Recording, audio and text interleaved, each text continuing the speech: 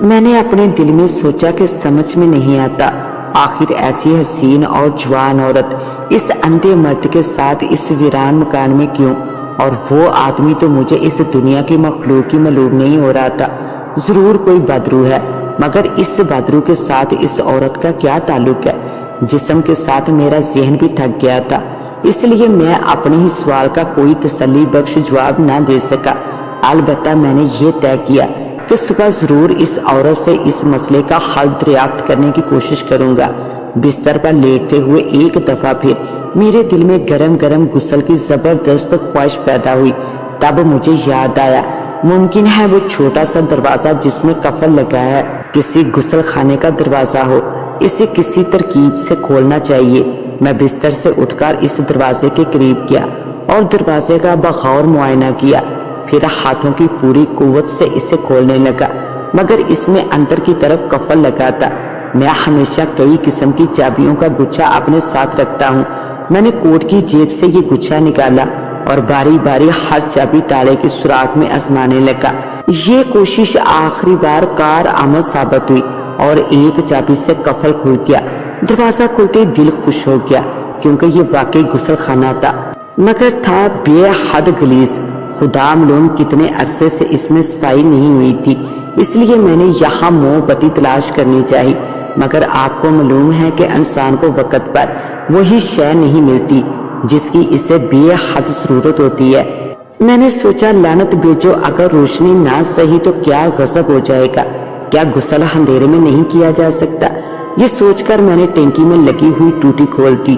نہایت مدھم روشنی میں میں نے دیکھا کہ ٹوٹی میں سے پانی کی پتلی سی دھار نکل کر غسل کرنے کے بڑے سے ٹب میں گری، مگر سیاہ رنگ کا پانی جس میں سے زنگ کی بو آ رہی تھی، اور پھر پانی کی ٹینکی اور لوہے کے پیپوں میں سے عجیب آواز نکلنے لگی۔ اب میں نے نہانے کے ٹب پر نظر ڈالی، یہ بھی قدیم طرز کا تھا اور ایسا معلوم ہوتا تھا جیسے صدیوں سے اسے کسی نے استعمال نہیں کیا۔ پہلے تو میں نے سوچا نہانے کا ارادہ ترک کر دینا چاہیے، مگر کپڑے اتار چکا تھا، لہذا طے کیا کہ کم سے کم ہاتھ پیر ہی صاف کر لوں جو بے حد گرد آلودہ تھے۔ پاس میں نے پتلون اور جرابیں بھی اتار لی اور اپنے بستر پر رکھ کر واپس غسل خانے میں آیا۔ میرے دل میں سے اب اس مکان کی ویرانی اور بدروحوں کا سارا خوف دور ہو چکا تھا۔ میں خوشی سے سیٹی بجاتا ہوا پانی کے ٹب میں بیٹھ گیا۔ میرے سر پر پانی کی پتلی سی دھار پڑنے لگی، مگر اسی وقت میرا سانس جہاں تھا وہی رک گیا۔ خدا کی پناہ یہ کیا چیز تھی جو میرے بدن پر چپک رہی تھی؟ میں نے غور سے ٹب میں دیکھا اور پھر جیسے میری روح کھینچ کر حلق میں آ گئی۔ کیا دیکھتا ہوں کہ ٹب کے نیچے اور چاروں کناروں پر تازہ خون کی گہری تہہ جمی ہوئی ہے۔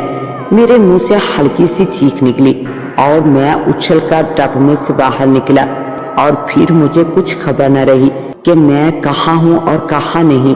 خدا جانے میں کتنی دیر بے ہوش رہا، شاید 10 یا 15 منٹ۔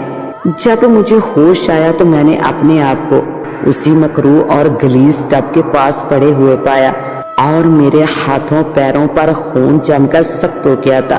مجھے فوراً احساس ہوا کہ یہ خون حیوانی نہیں انسانی ہے۔ اس اچانک اور لرزہ خیز دریافت نے میرا ذہن معاف کر دیا۔ چند لمحے تک میں سر پکڑے اسی طرح بیٹھا رہا۔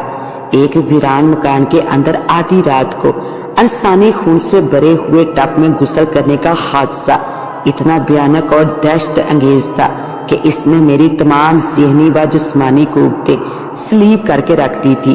میں اسے یقیناً ایک وہم یا خواب سے زیادہ اہمیت نہ دیتا اگر خون کے جمے ہوئے لوتھڑے میرے بدن پر چمٹے نہ ہوتے، مگر یہ خون اس امر کی شہادت دیتا تھا کہ میرے ساتھ حقیقتاً ایسا معاملہ پیش آیا ہے۔ چند منٹ بعد جب میرے اعصاب کچھ پرسکون ہوئے تو میں اٹھا اور کمرے میں جا کر تولیے سے ہاتھ پیروں پر جمع ہوا خون بامشکل صاف کیا۔ بلا شبہ یہ انسانی خون تھا اور بالکل تازہ۔